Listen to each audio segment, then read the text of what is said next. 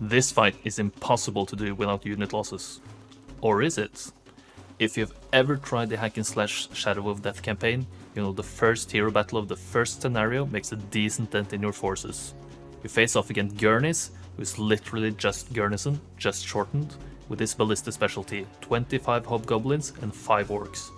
Should be impossible to do without at least losing a few goblins, right? If I told you that it's possible to do this fight without any unit losses, without dismissing any army before entering combat, and without even picking up the Centaur's axe beforehand, would you believe me? Initially, I wouldn't, but Heroes of Might and Magic 3 is a beautiful game. A beautiful game that is exploitable. Let's take a closer look. I reset the scenario a few times with the Orc scenario bonus chosen. In order to do this fight lossless, I need a specific army setup and face a specific Gurnis. Sparing you all the trial and error, I need an army of 7 Wolf Riders, but the number of orcs and goblins are unimportant. Any number works. In Shadow of Death, any ballista specialist, like Gurnis, has a 12.5% chance of not starting with their ballista, so I need a Gurnis without this ballista to not lose any goblins. I also need to be able to kill the orcs with my Wolf Riders, hence the max number possible, 7. How is this setup achieved? It seems unlikely to get a 12.5% chance of no ballista along with the 7 Wolf Riders, right? Not impossible, but improbable. Obviously, I could just endlessly reset the scenario until I hit the jackpot, but I don't want to do that. If you have a keen eye and a mind suited for pattern recognition, you will notice that if you reset the campaign scenario enough times, you will always end up in the same pattern. By this, I mean your hero will have the same starting primary and secondary skills and the same number of units in their army. Using this observation, I tried to find one or more easy to reach setups which satisfied both my setup requirements mentioned earlier. The first easily reachable setup is the 4 attack, 0 defense, 1 power, 2 knowledge, expert offense, 15 goblin, 7 wolf rider, 15 orc 1. That is a mouthful. In Pokemon, when manipulating RNG, a specific instance which can be generated repeatedly is called a seed, so I will do the same. There are probably multiple more seeds which can be used to do this fight. I have found 3, but only 2 have been easily reachable. But if you reset too many times, the map seeds will just start repeating. Alright, so we've found the seed. Now we just head into battle and destroy this fool, yeah? No, it's not that simple. I've exploited the predictable RNG which generates map seeds. There's another form of manipulation I can do. Fight RNG. Again, if you are predisposed for pattern recognition, you might have noticed that when you redo a fight, often if you misplay it or have some instance of bad luck, if you repeat the same moves again, exactly the same thing will happen in the fight, down to the damage ranges, morales, luck, and so on. This is also exploitable. Every fight seems to have its own seed. A fight seed. How can this be exploited? Well, you can move your army around, change army composition, amount of 1 stacks, and so on. Every one of these things will change the fight seed around. Fun side note, fight seeds, in campaigns at least, are not save specific, meaning you can get the exact same fight seeds in different saves. I'll show an example of this at the end of the video. Sparing you a lot of trial and error, there are a few things I need to achieve with this fight seed in order to win.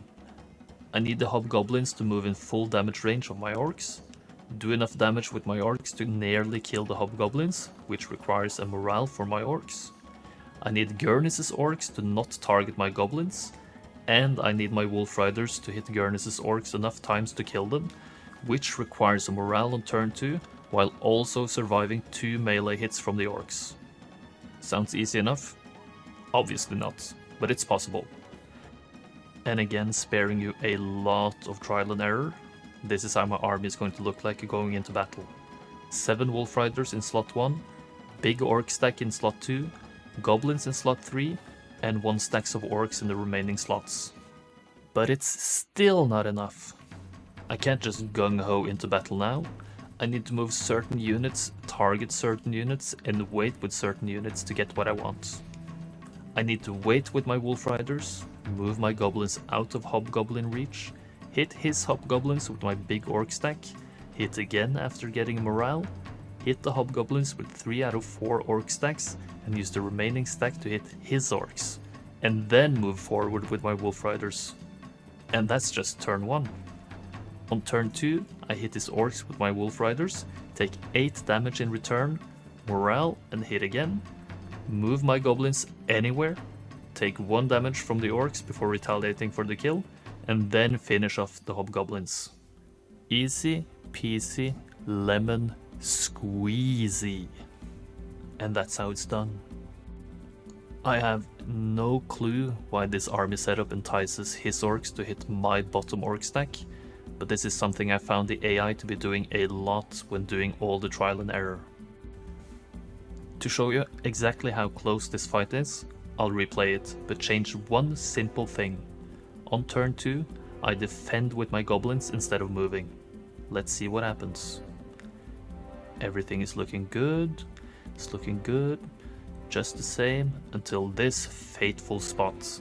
When Gurnis' orcs hit my wolf riders on turn 2, they do 1 more damage, which kills 1 wolf rider. Yes, this is how fragile this is. It's pretty cool, right? Another fun side note, in a map seed, you will always get the same secondary skill choices on level ups, the same heroes available in taverns from week to week, and the same map resources, neutral monsters, and so on. I used this knowledge when selecting which heroes to use in the Liberation campaign, because I knew I would get the useful secondary skills and the useful relic artifact from the southeast underground corner. I lied my ass off when I explained why I chose Ares as my hero, because I knew all the random things in advance. This encourages me to use some lesser used heroes, instead of superpowering the usual big guns. So I reset a bunch until I get Ares, the druid from Rampart, for no other particular reason than I rarely use druids.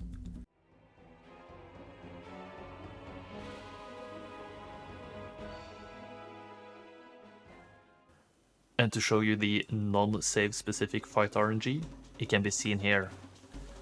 This is a totally different map seed, just a random quote-unquote map seed.